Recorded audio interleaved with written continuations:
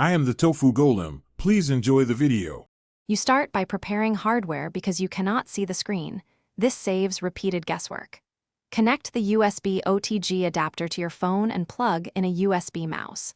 Once the mouse cursor appears, or you feel the device vibrate, you can control the interface without the display.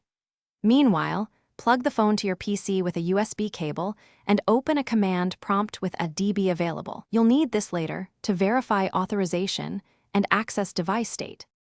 Now you'll enable developer options and USB debugging even with a black screen by using precise interactions.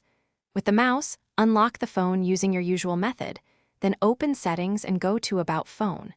Click build number 7 times to enable developer options. You may feel haptic feedback between presses.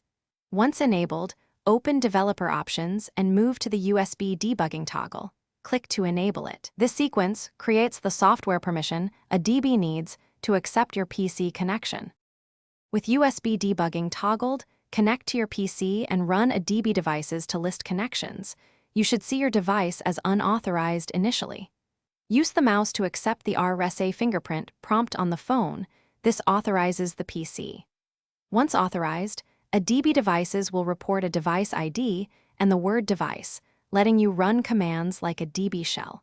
If the prompt never appears because the screen is truly dead, try blind keyboard navigation with OTG or seek a screen repair to authorize safely. Thanks for watching.